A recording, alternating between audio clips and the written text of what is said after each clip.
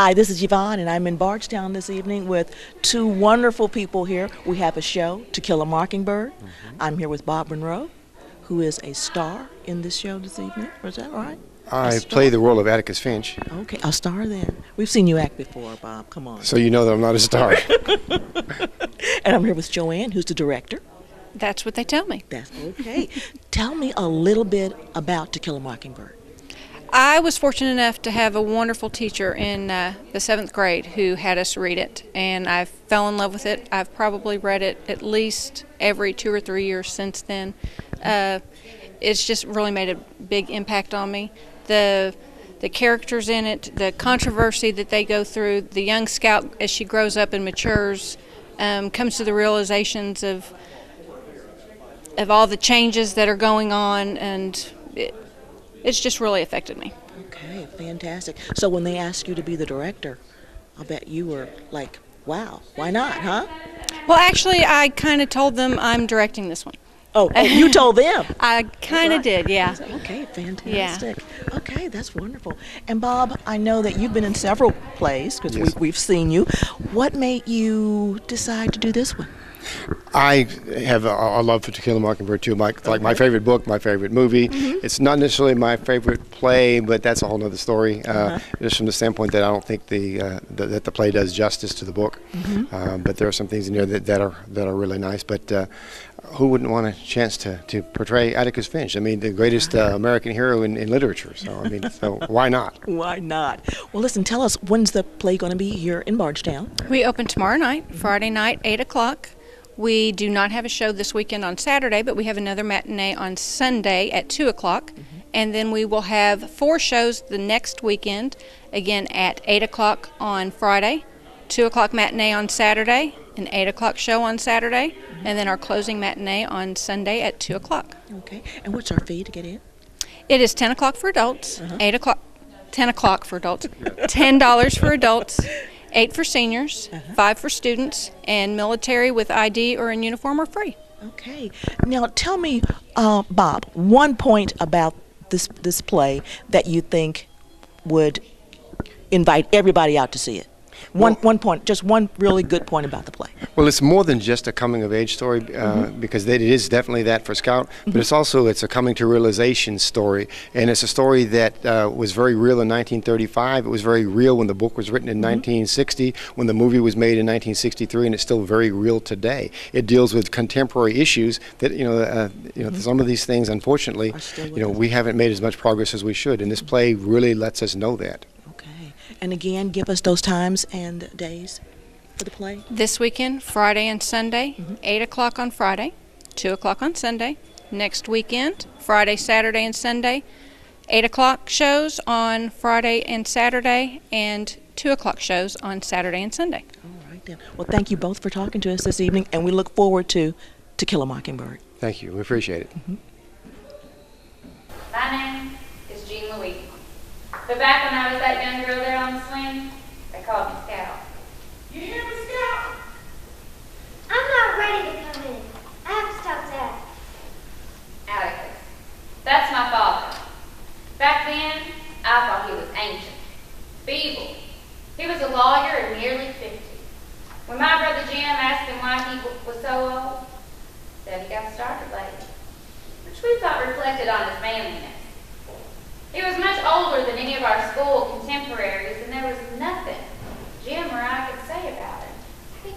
It was Macon, Alabama, and the year was 1935 when I was that girl. Back when those ugly words were first shouted at us, back at the beginning of an experience that brought a man to his death, brought Boo Radley storming out of that shut-up house, the attack on me and Jim's broken arm. That's not what I want to remember. It's not why my mind's come back here. There's something my father wanted. Something he asked me to do. I guess enough time's gone by, enough so now I might be able to do the one thing he wanted. No, there was one other thing. When he gave us air rifles, he made us promise to never kill a mockingbird.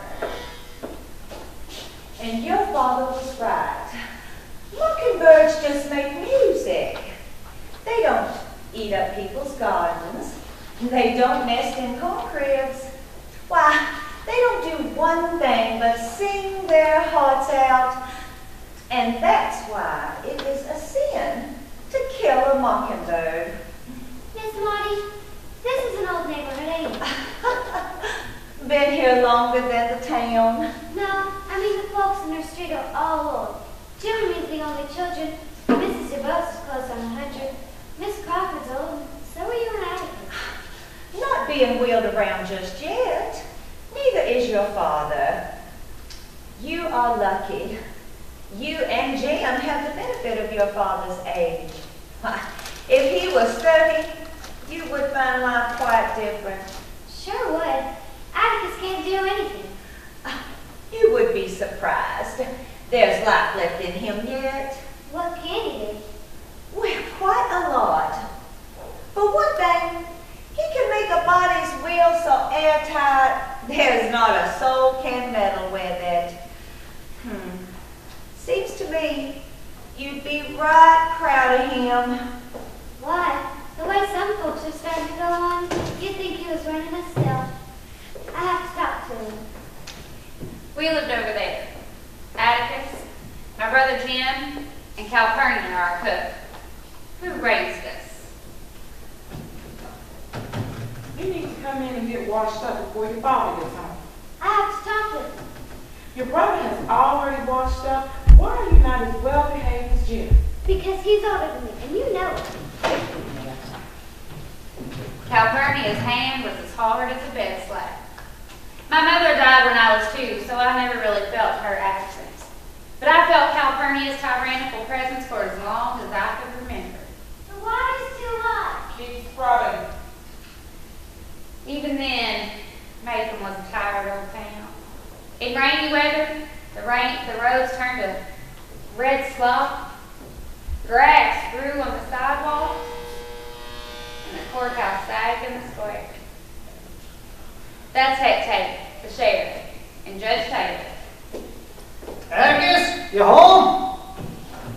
Not yet. How you doing, Mr. Heck, Judge Taylor?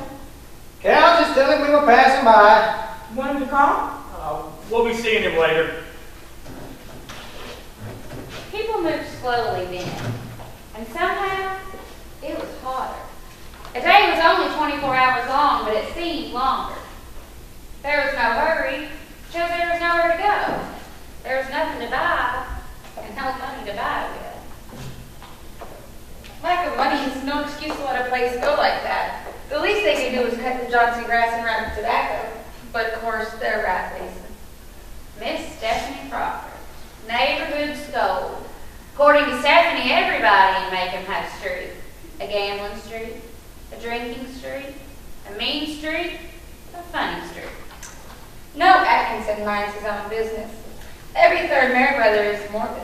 The truth is not in the Delafields. All the Bufords walk like that.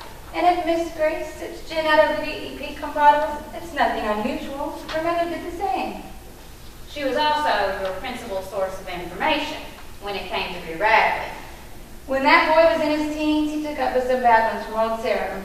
They were arrested on charges of disorderly conduct, disturbing the peace, assault and battery, and using abusive and profane language in the presence and hearing of a female. Boo Radley was released to his father, who kept him home, and he hasn't been seen again for 15 years. And I would have to ask, as she intended, Miss Stephanie, what happened 15 years later? Boo Radley was sitting in his living room, cut some items from the Macon Tribune to paste in his scrapbook. As his father passed by, he took his scissors, drove them into his parents' leg, pulled him out, wiped him on his pants, and resumed his activity. Boo was then 33. Mr. Radley's son ain't no rabbit going to any insane asylum, so he kept him home and raised to this day. How do you know that? How do you know he's still in there? I haven't seen him carried out yet. Jim and I have never seen him. That didn't come until later. And when it did, we were in no condition to take much notice. Why, being in fear for our lives,